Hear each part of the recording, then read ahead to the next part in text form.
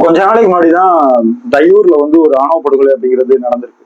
அங்க வந்து பிரவீன்குமார் அப்படிங்கிற ஒரு பட்டியல் சாதியை சேர்ந்த பையன் இன்னொரு பட்டியல் சாதியை சேர்ந்த ஒரு பொண்ணை விரும்பினதுக்காக டிவிகேவுடைய நிர்வாகியும் அதே நேரம் அவருடைய மகனும் சேர்ந்து ஒரு கூலிப்படை அமைச்சு அந்த பையனை வந்து அடிச்சே கொண்டிருக்காங்க.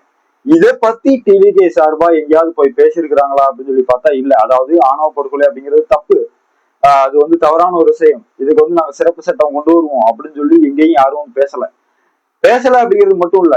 இந்த ஆணவ படுகொலை அப்படிங்கிறது வந்து நடக்கிறதுக்கான காரணம் என்ன, அதுக்கு பின்னாடி இருக்கக்கூடிய ஜாதி சார்ந்த உளவியல் என்ன, அதுக்கு பின்னாடி இருக்கக்கூடிய பெண்ணடிமைத்தான பிஹேவியர் என்ன, வர்க்க சூழல் என்ன, இந்த மாதிரியான விஷயங்கள்லாம் வந்து எங்கேயாவது எக்ஸ்பிளைன் பண்ணி பேசியிருக்கிறாங்களா அப்படின்னு சொல்லி பார்த்தா இல்ல. இதையெல்லாம் பேசாம சின்ன குழந்தைகள் மத்தியில என்னத்த போய் பேசிட்டு இருக்காங்க அப்படின்னா விஜய் பத்தி, அதாவது தமிழ்நாட்டுடைய தலைவர் திரு முதலமைச்சர் விஜய் அவர்கள் பத்தி.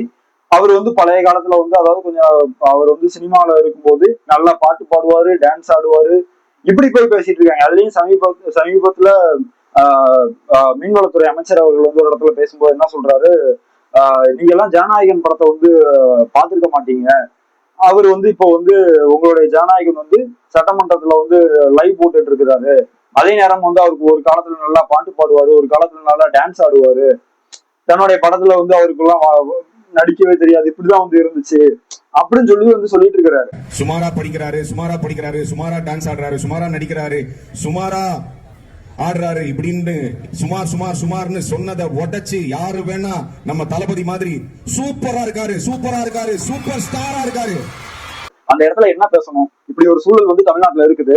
இப்போ விஜய் அவர்களை வச்சு மோட்டிவேஷனா பேசுறது தப்பே கிடையாது. ஆனா தமிழ்நாட்டுடைய சூழல் என்ன? தமிழ்நாட்டுல தந்தை பெரியார் அவர்களை பத்தி பேச வேண்டிய விஷயம் அப்படிங்கிறது நிறைய இருக்கு. பெரியார் அவர்கள் பத்தி பேசியிருக்கணும், அண்ணல் அம்பேத்கர் அவர்கள் பத்தி பேசணும், மாமேதை மார்க்ஸ் அவர்கள் பத்தி சொல்லிக் கொடுக்கணும், புலிதேவன் பத்தி, மருதுபாண்டியர்கள் பத்தி, ஒண்டிவீரன் பத்தி, வெண்ணிக்காலடி பத்தி, இப்படி ஏகாதிபத்தியத்தை எதிர்த்து உயிர் நீத்த இந்த மண்ணுடைய மிகப்பெரிய தலைவர்கள் பத்தி எல்லாம் பேசணும். அதெல்லாம் பேச வேண்டியது இருக்கு. அதையெல்லாம் அங்க போய் பேசாம போய் உட்கார்ந்து அவர் வந்து நல்லா நடிச்சாரு, நல்லா பாட்டு பாடுவாரு அப்படின்னு சொல்லி பேசுறது இருக்குல்ல, அது வந்து ரொம்ப கேவலமான ஒரு விஷயம். இது வந்து என்ன விஷயம் அப்படின்னா, இது வந்து இந்த மண்ணுக்கும் மக்களுக்கும் எதிரான ஒரு விஷயம்.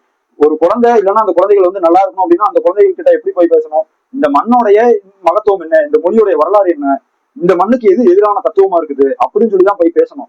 அந்த விஷயத்த வந்து பேசாம போய் விஜய் அவர்களுடைய பாட்டை வந்து போட வச்சு ஆட வைக்கிறது, டான்ஸ் ஆட வைக்கிறது, அவருடைய பாட்டை வந்து பாட வச்சுட்டு அவருடைய பஞ்ச் டைலாக் வந்து பேசுறது அப்படிங்கிறதுல இது வந்து ரசமத்தானம். இது தமிழ்நாட்டுக்கே எதிரான ஒரு விஷயம். இதை வந்து அவங்க எதிர்க்கிறாங்களோ இல்லையோ, தமிழ்நாட்டு மக்கள் வந்து இதை கவனிச்சு இதை எதிர்க்கணும். நம்ம வந்து சண்டை போடணும். இதை எதிர்த்து நம்ம வந்து எதுவும் பேசாம விட்டோம் அப்படின்னா நாளைய தலைமுறை அப்படிங்கிறது அண்ணல் அம்பேத்கர் அவர்கள் பத்தியோ கம்யூனிசம் சார்ந்த சிந்தனைகள் பத்தியோ எதுவுமே வந்து பேசாது, எதுவுமே கவனிக்காது, இன்னும் வலுவிழந்து போகும் அப்படிங்கிறதான் உண்மை கூட.